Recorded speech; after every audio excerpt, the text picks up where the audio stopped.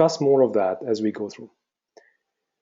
Good morning, everybody, and what is inbound marketing and why is it critical and important for your company growth? Now, inbound marketing is critical for every one of us, and one of the key things that usually we get asked as a marketing agency, does it work only for B2C or can we deploy inbound marketing for B2B clients as well? And the answer, of course, is it's yes, but it depends. The main key point is, do you have the right marketing strategy in place or not? So we're going to cover all of that. Now, before I start, I want to make sure that you guys make sure you're connecting through your audio, so your mic and speaker, or you can actually use the phone to dial in to hear my presentation. And of course, if you have any questions, feel free to write them in the chat session and we'll get through your questions. If some of the questions are not answered, I'll make sure that I address them at the end of my webinar. So my name is Seher Gattas. I'm the founder and CEO of Flawless Inbound. And we have been actually in the marketing for a long time, not only in the marketing, but also in business consulting. And we have been working with small and mid-sized organizations, also with startup companies, especially software startup companies as well. My goal today in this session is to hopefully make you understand what is inbound marketing and what's the value that it can bring to your organization.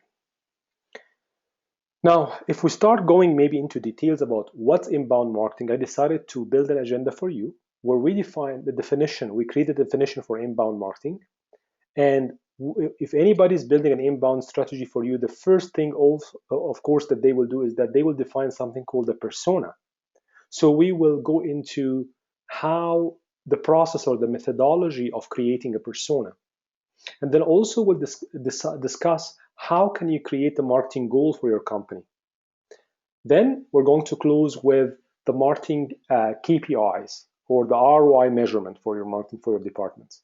Also, we decided to add a new component in our webinar this week where we're focused on how you can actually bridge sales and marketing. Because we have seen in a lot of scenarios where marketing maybe is doing something, sales is doing something else, and they're not communicating together properly.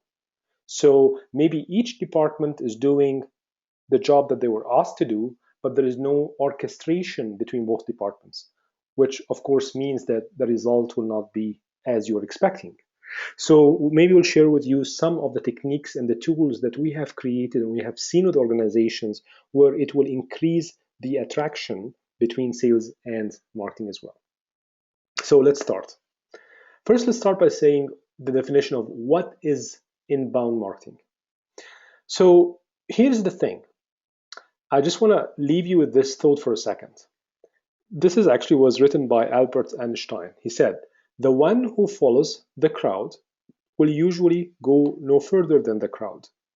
But the one who walks alone is likely to find himself in places no one has ever been before.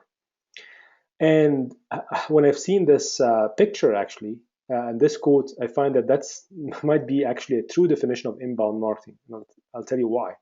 Because if you think about inbound marketing, you think about it's not your traditional marketing playbook that we were used to being presented to in college or during legacy marketing sessions.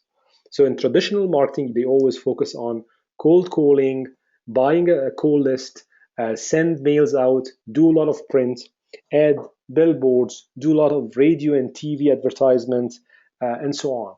Now, of course, you understand that the market is changing and now it's all about online marketing, but also not the traditional way of online marketing.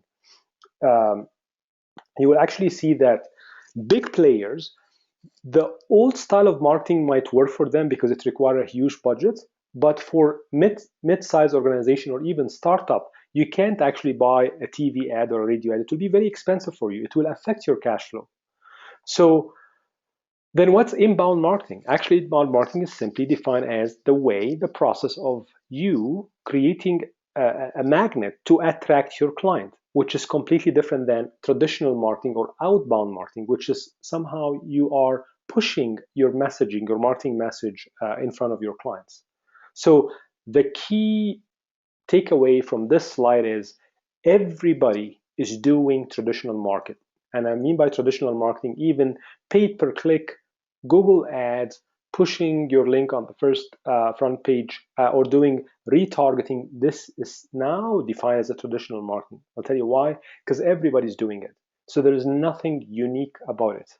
Now, inbound marketing is absolutely a different way of approaching marketing. There is actually a methodology behind this where you're actually building a marketing funnel. You want to make sure that you, first of all, you're not just having the shotgun mentality of shooting your message everywhere. You want to make sure first that you are focusing on certain market segments. Then you want to nurture this market segment, and then you start working on acquiring this marketing segment. So, and especially this worked perfectly for B2B marketing because this is kind of how you can drive demand for your sales and marketing services. So if you think about it this way, this is actually some of the statistics that came from LinkedIn. LinkedIn actually is one of the most effective channels right now when it comes to inbound marketing. Actually, if you look to the bar curve here, you would see that the percentage of B2B marketers who use various social media sites to distribute content, clearly LinkedIn comes at number one. Then followed by Twitter accounts, then Facebook, then YouTube, and then Google Plus. And of course, we know all the changes that happened at the Google environment lately. So as you can see, now again, this is kind of completely breaking the old playbooks of marketing. Because in the past, it was all about Google and Google ranking. Right now, we're saying actually it's not only about Google and Google ranking, it's actually about different social media channels that are bridging or generating traffic to go towards your website and towards your content. Now, also we find that not only it doesn't only work for B2B clients, but if you can see here, it also works for B2C clients. So marketers are rapidly discovering LinkedIn. Percentage of companies who acquired a B2C customers through that channel is actually increasing year over year. So this statistics actually was shared from 2010 to 2013, and it's actually growing year over year as well. Now, what does this mean? This means that if LinkedIn, that's the effect of LinkedIn, we actually went deeper to see, okay, so what kind of other tools are used if it's just LinkedIn? So we find that email is still a big part of marketing, and you have to be very careful how you're going to use your email campaign. Blogging now is kind of taking more attraction each and every day. Granted, SEO, especially organic SEO, tuning is so critical. And when we start doing deeper analysis, we find actually that, as you can see in the United States and Canada, this is kind of getting more attraction. And of course, in Europe, like UK, Germany, and then in other places like New Zealand, Singapore, and France. So all of those countries actually start consuming more or understanding more of what inbound marketing is all about, and they actually start consuming more of that traffic. Now, you will find that the core of inbound marketing is actually content. It's content that is powerful and that can attract your clients. And what I really mean by that is that inbound marketing is the strategy of creating content that will act as a magnet or a beacon to capture your prospect attention. So your potential clients comes to you. So you're not actually doing cold calling, you're not just pushing mails outside. Actually, you're nurturing your potential customer through certain specific activities and actions, and you're measuring each and every activity. This is a very simple definition of inbound marketing. Now, think about it in a different way. Inbound marketing actually is a way of empowering your customer to take their own decision about your own product and services. And this is actually kind of, I would say, a very challenging definition when it comes to inbound marketing. And the reason is you will find that traditional marketing usually they want your sales team to be engaged early in the cycle. Now, with inbound marketing, actually the philosophy is completely different. The philosophy of inbound marketing is that you actually do not want your sales team engaged early in the cycle. Why? Because in old days, our definition of sales was that you need sales either farmers or hunters. And which really means that they need to be engaged early in the sales cycle so that they can influence the customer decision making. But here's the reality of things. Right now, customers or consumers, so either you are in the B2B or in the B2C space, they are very well educated, they are very well sophisticated. So which means that if they already know about your product and service before even you call them. So if you already are educating them about your products and service, and then a salesperson from your sales department start dialing into them and start calling them, then you're actually wasting almost 50% of your sales cycle. What we're seeing right now is that if you spend more time in building the right strategy in inbound marketing, you can actually reduce your sales cycle because you're already the basic understanding of your product and service have been presented to your client even before the first interaction between your customer and your first line of sales. So if we understand that inbound marketing, mainly the core component is about attracting, it's mainly about pulling clients into your products and services, and the core is creating proper content. So how can we actually create this content? That's the bigger question. So this is how we create the content. The first thing we do is that we think about the buyer's journey. By the way, it doesn't matter if you're B2B or B2C. Buyer's journey is almost the same. I won't say it's accurately 100% the same, but it's almost the same. So we know that the buyer usually go through three stages: an awareness stage, a consideration stage, and decision stage. And if you think about it, an awareness stage, this is mainly the buyer need to be aware that they actually have a challenge, they have a problem. Hence why they are searching on the internet, they're trying to educate themselves to understand first how to deal with this problem, which then push them into the consideration stage. Now, in the consideration stage, the prospect or the buyer now has clearly identified that there is a problem. They actually can give it a name. They can define and understand the symptom of the problem. And now they're trying to figure out a way to deal with the problem. Now, maybe one of the ways of dealing with the problem is evaluating different products and services and evaluating your company compared to other companies. And this is where the decision-making stage come in place. This is actually where the prospect now is deciding to take the next step and interact with your sales department to figure out a solution and a methodology, and they start now having a technical conversation about your products and services. So they start digging deeper into content. Maybe if you're a software company, they want to do a demo. Maybe if you're a services company, they want to see your process and how you're going to fix their problem. What's your SLA structure? How many similar situation have you covered before that is similar to their situation? So in summary, there are three stages: the awareness stage, the consideration stage, and the decision stage.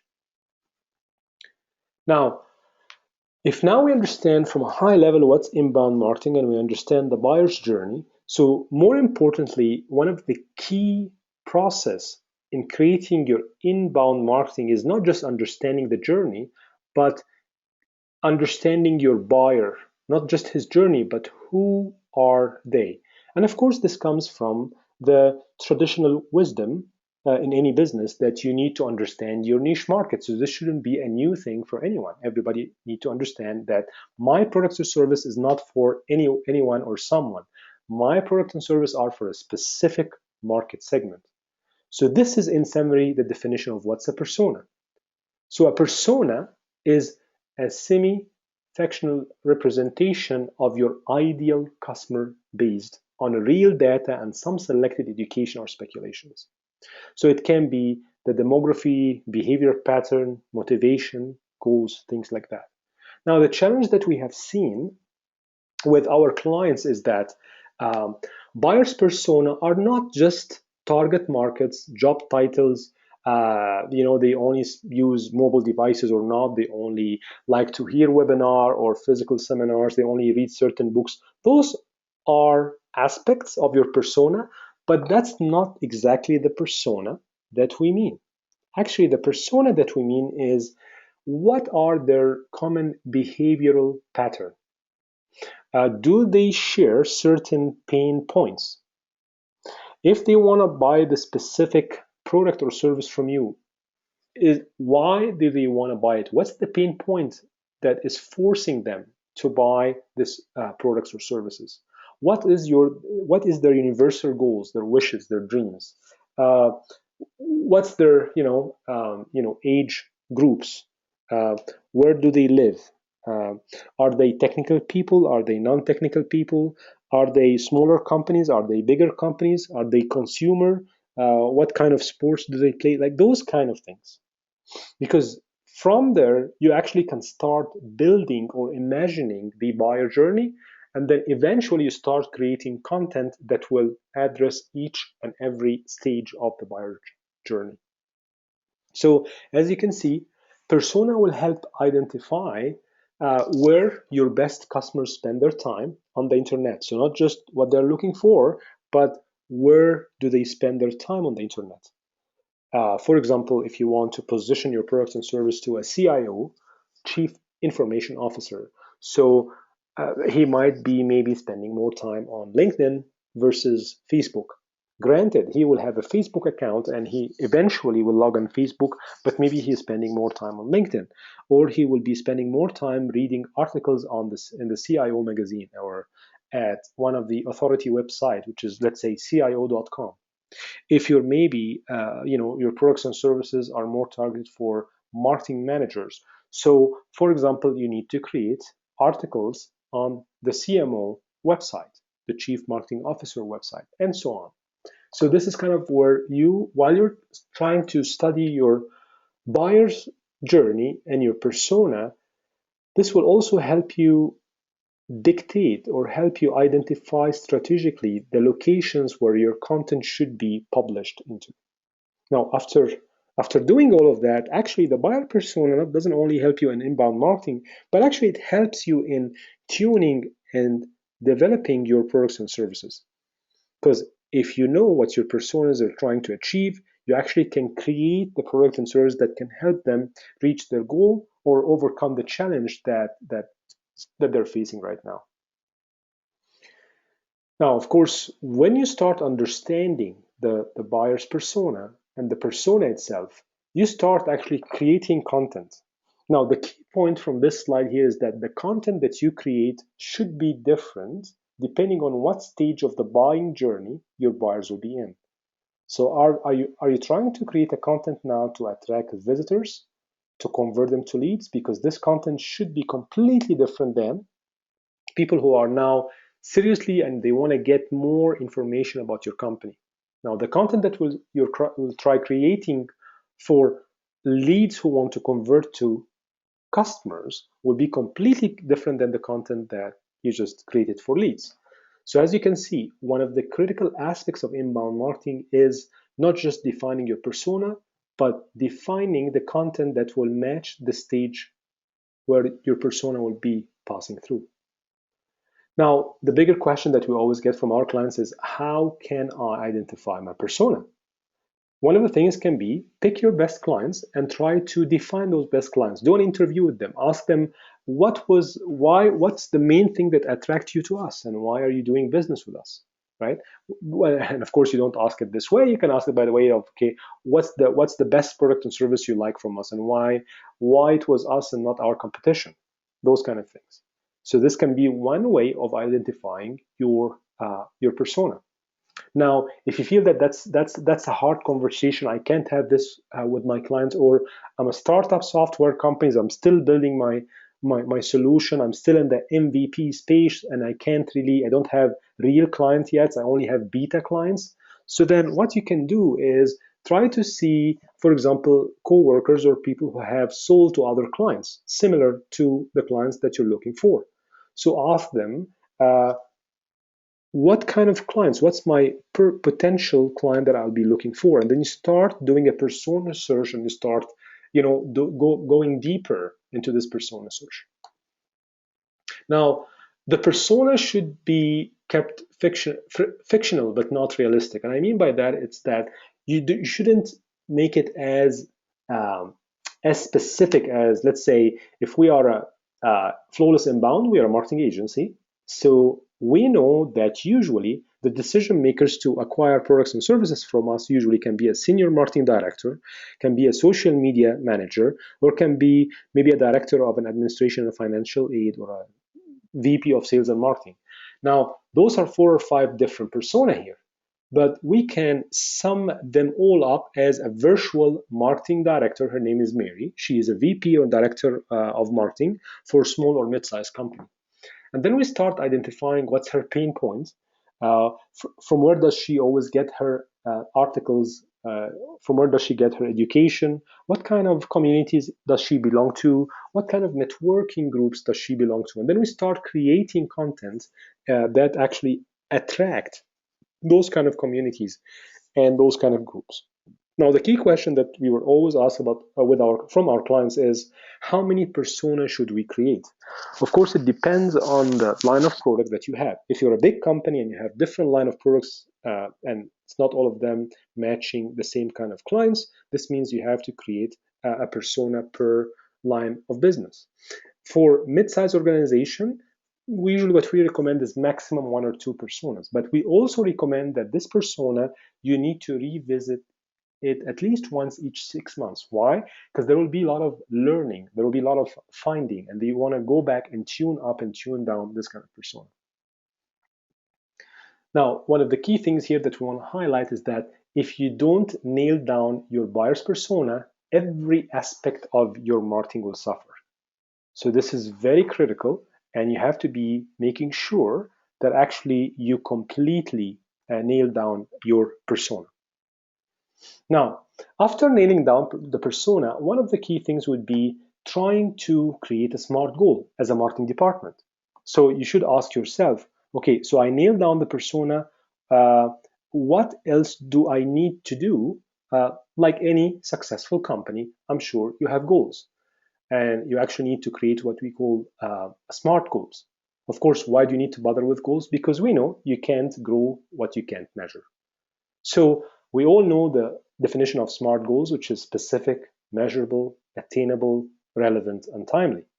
Now, why we're mentioning this here? Because actually, we want you to change this definition, but make it more inbound style definition. So what do I mean by that? I mean that when we say specific, you want to say, okay, how many visits do you want to have?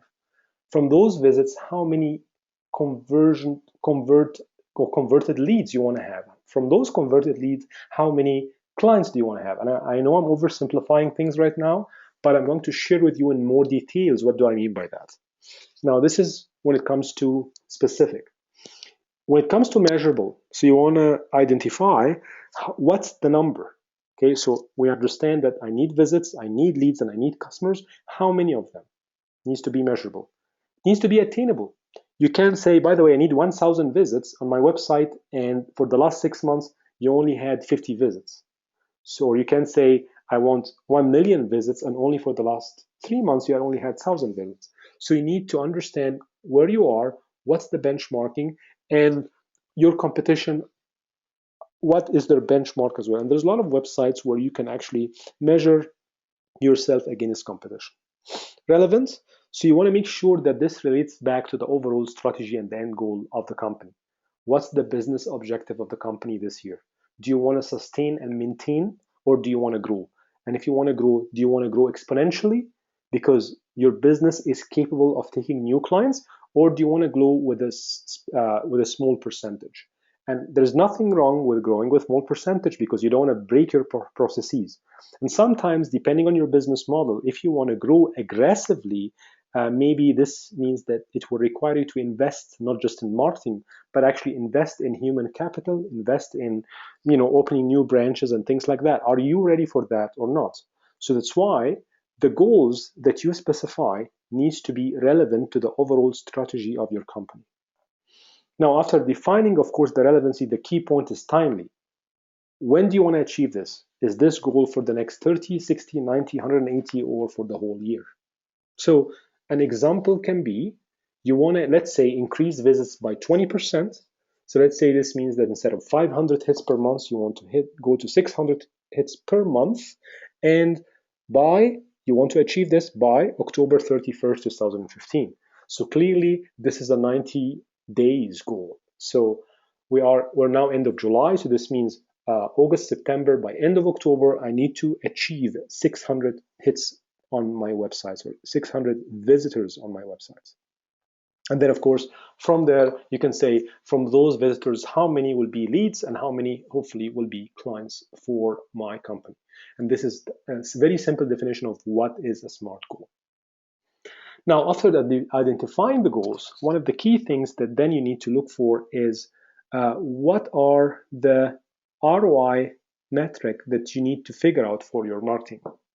Now, there's lots of metrics that you can look at. There's a lot of definitions of ROI that you can look at, and you're always going to be asked as a marketing manager, either from your CEO, your CFO, or even the founders, the owners, how much are we spending in marketing and why are we doing this?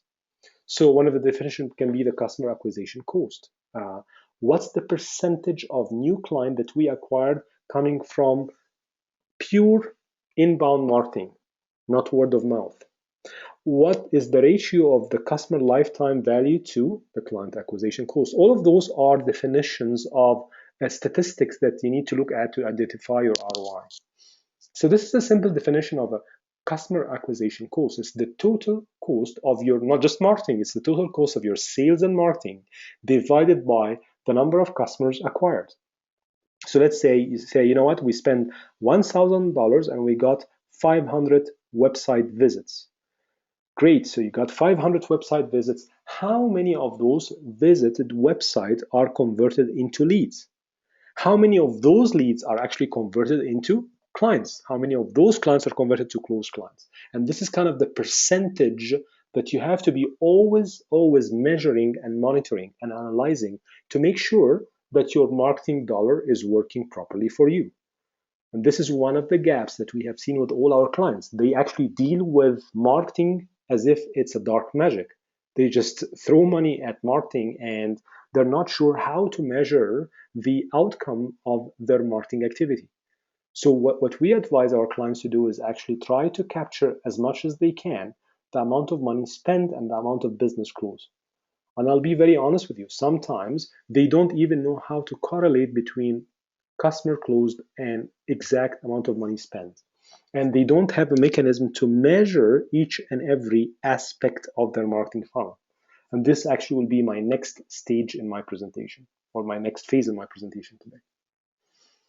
So what can we bring to the marketplace as flawless inbound? This is actually what we do with our clients. We are not a traditional marketing agency company. We are mainly focused on demand generation.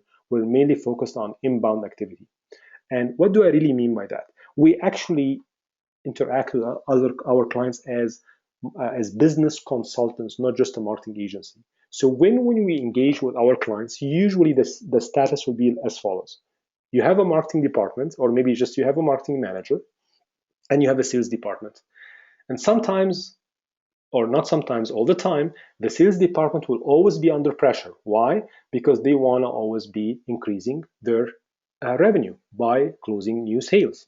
The problem is there's always a misunderstanding between sales and marketing. That's kind of the usual behavior that we see with all organizations. The sales department is telling the marketing department, you guys are not giving us the right leads. The marketing department is pointing fingers back to the sales department saying, by the way, we are giving you the right leads. You don't have the right caliber to close. And of course, as you can see, the revenue will start going down this way. So what we do is that we help them with all of that. Now, we know that marketing can be very hectic for a lot of people, especially if you start by saying, you know what, I need to build a social media infrastructure. We help build all of that for you. And we also help in SEO, in web design, graphic design. But again, that's not marketing strategy. Those are tactics. So we actually come in and we actually start building a strategy and a synchronization between marketing and sales. And we build this by, first of all, understanding the overall goal of the business. So what we do is my team, they go in and they start interviewing the head of sales, the head of marketing, and hopefully also the CEO if they have time, and the partners if it's a small organization or a mid-sized organization. From there, we actually start creating a persona. We start setting goals, and the goals is not just how many hits on the website. The goals is how many closed business that we help create for the marketing and the sales department. And the way we do that is we want to understand exactly where their clients at, how do they do their marketing, and how do they do their sales today. And then we start sharing with them our marketing automation toolkit. And the way we do that is that by creating a harmony between the sales and marketing department after deploying our marketing automation toolkit. So we actually go through a 6-step process. Step number 1, we identify common terms that we find sometimes that the sales and marketing department, they're having their own definition. There is actually a difference between MQL and SQL. Marketing qualified lead is completely different than a sales qualified lead. And sometimes those definitions overlap, hence why conflict happens. And then when we identify, or when we help the company identify exactly what is a marketing qualified lead, we start creating proper process to build a marketing funnel. And then we start creating unique process to build the sales funnel. Not only that, but we start helping the bridging aspect between marketing and sales, which then will create the opportunity and help increase the ROI. But sometimes also I've seen challenge in identifying ROI, because sometimes the sales department, their definition of ROI is how many sales hours did I spend to close a deal. From a marketing perspective, the ROI is how many paid per click ads or how many social media or tweets did I do or blogs I created or content I put out to be able to give the sales team a qualified lead. So believe it or not, the ROI definition of a marketing department is completely different than the ROI definition of a sales department. Actually, we find out, and it's just not only us, big marketing automation software worldwide, we find out that 44% of companies have formally agreed on the definition of a qualified lead between sales and marketing. And by the way, this is a scary number. I'm not saying even 50 or 60%, it's less than half of the companies worldwide were able to agree on the definition of sales, qualified lead between sales and marketing, which means that there is still a lot of gap to be able to synchronize both departments together. So what is a marketing qualified lead? To us, a marketing qualified lead, actually we give it a score, and this is more defined by the demography, the engagement score, the buying intent. So what is a sales qualified lead? Actually, a sales qualified lead is a lead that has been accepted by the account department, the sales department. So this means that a sales qualified lead can be completely unique, differently labeled as the marketing qualified lead. A sales qualified lead, actually, we have a term for it. We call it the BANT. Stand for budget. A person who have budget, first of all, a person who have the authority to take an executive decision if they want to buy or not, a person who actually know and have the needs, and the person who have a defined timeline to acquire a product. So bent is a way of demonstrating that that's completely the right lead that the sales department wants. If the marketing department did not send a qualified bent to a sales department, this means this lead is not counted as a true lead. Now, step number 2, so let me just go back. Step number 1 was defining common terms. Step number 2 is defining your revenue funnel. What is your revenue funnel? Now, to be more detailed, if you remember, we said there is an awareness stage, there is a consideration stage, and there is a decision stage. That's why we define this as top of funnel, we define this as the middle of the funnel, and then we define this as the bottom of the funnel. Now, in the top of the funnel, as you can see, we're simply trying to create content to brand the company. Now, for smaller companies, it can be word of mouth, or for existing customers that you have, they are referring other clients to you. That's word of mouth. Or if you're joining some kind of networking communities like DNI or other communities, that's defined as word of mouth. You know, people who already have relation with your company, it might be your joint venture partners or your supply chain, because your supply chain automatically will also fill your marketing funnel. So this is more of a relationship that you have with your supply chain or your existing market segment. Still, this is defined as the top of the marketing funnel. Actually, this is not qualified as a lead for us yet. Now, even if you know a name or an email address, or if you manage to get an email address, a name, or a contact, still that doesn't count yet as a lead that came from inbound marketing. Now, when they start engaging and having meaningful interaction with your company through inbound marketing, this is the time that we say, okay, now we have somebody who's really interacting with our inbound activity. So what do we mean by engaging when it comes to inbound? This is actually what I mean, that they, for example, fill a form to download an ebook, or they start reading more and more of our blogs, or they start looking to our infograph, or they start watching some of our online video or animated video. Now, this is the first stage of us identifying and counting this as part of your MQL, marketing qualified lead. Now, then we put that contact into a qualified potential customer, and we start working on what we call a nurturing next steps. So those are kind of more of campaigns. We'll start directing those campaigns to those existing clients. If they start consuming more of those content, then we move them to now truly a lead. This is the stage where we can say, now you have a marketing qualified lead, MQL. And of course, if you remember, there is a scoring that we said you have to score your lead. Of course, it depends on your company. It depends on what kind of products and service you have. It depends on the content that you're creating in each and every stage.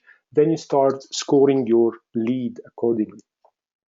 When you start scoring your lead, then you start pushing your lead to the SDR, or the sales development representative, because the sales development representative now will have maybe a deeper questionnaire where we have an interaction. It can be a 30-minute discovery call. It can be a 90-minute design or planning session. Remember, it's not an opportunity yet. It needs to go through that stage first before it become an opportunity and before he become a happy customer.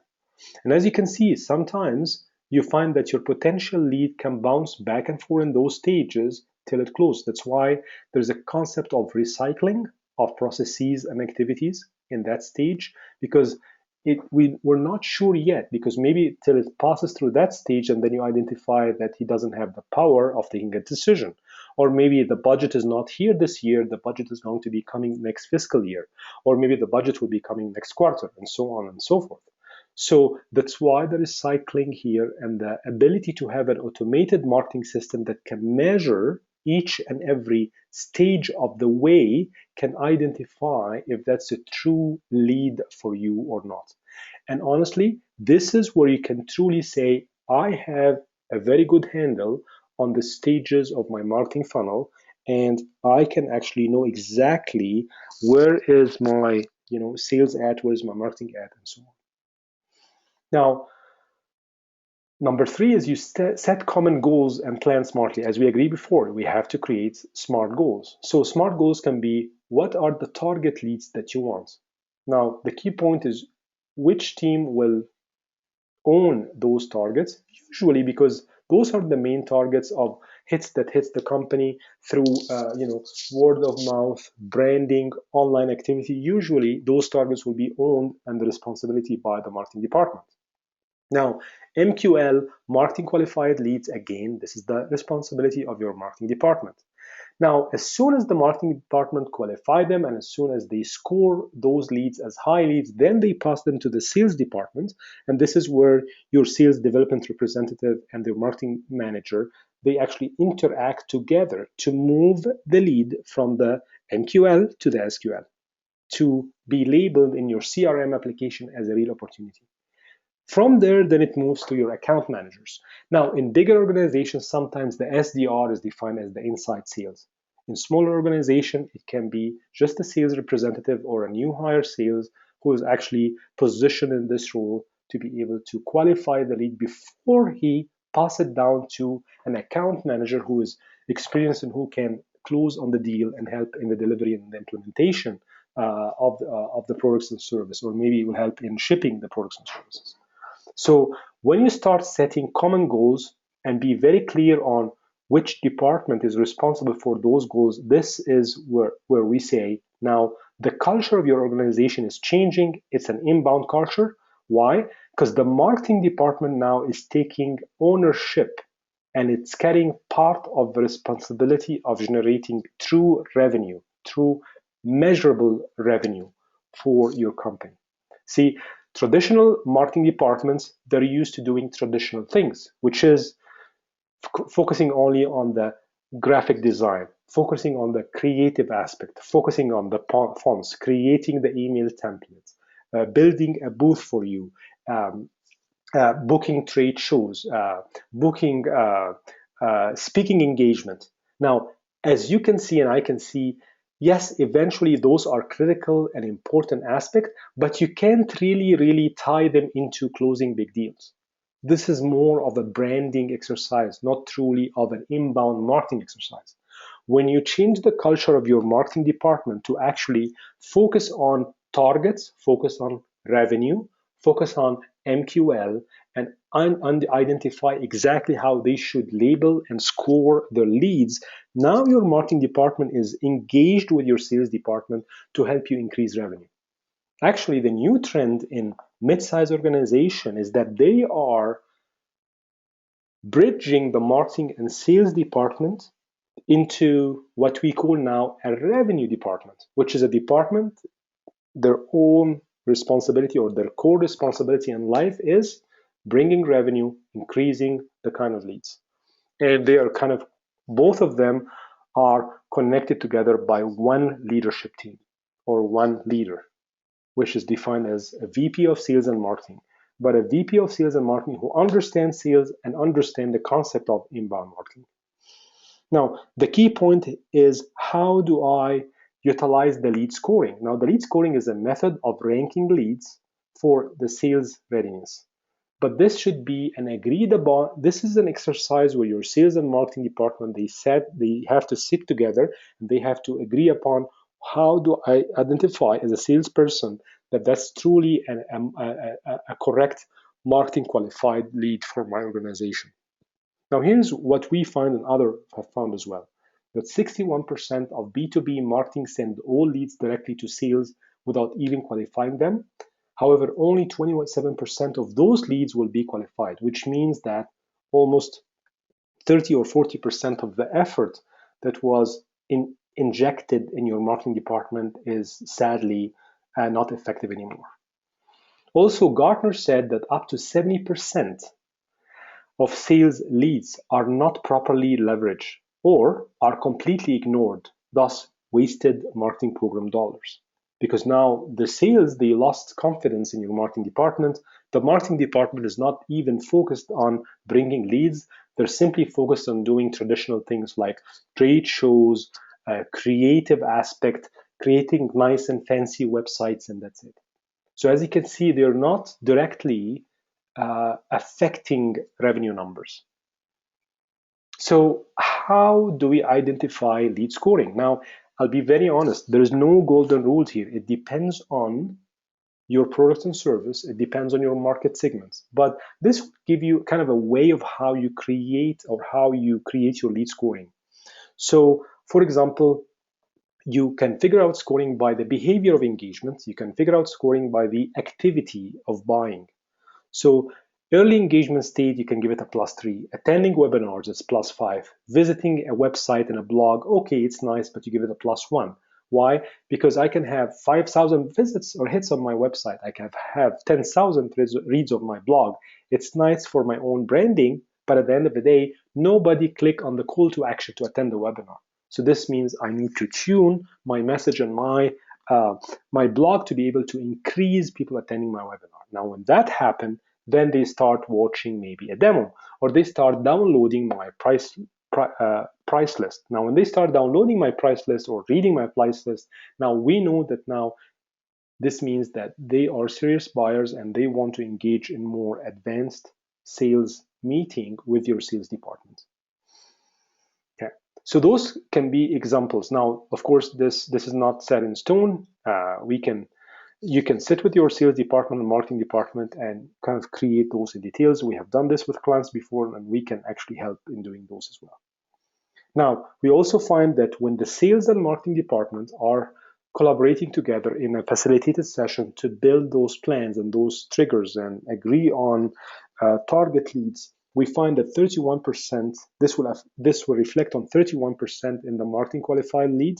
It will also reflect on 63% of improvement in marketing and contribution to the total revenue of the company.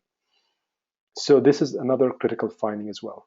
So the critical thing here that we're trying to do the impossible, or make the impossible possible, which is training the marketing to create leads with high closure rate, and training the sales to accept and act on marketing leads quickly, and hopefully train both to generate new business for the company and affect the growth of the company. The last step is hopefully communicate and train as much as you can. So you need to hold a training for the new sales development reps. You need to have monthly updates on incoming programs. You need to meet with the sales manager frequently. You need to have a weekly forecast call. You need to have an email reports for late stages activity. And you need to always have product and segment training. Now, I know that some of the companies are doing that, but maybe they're doing it in a very isolated fashion.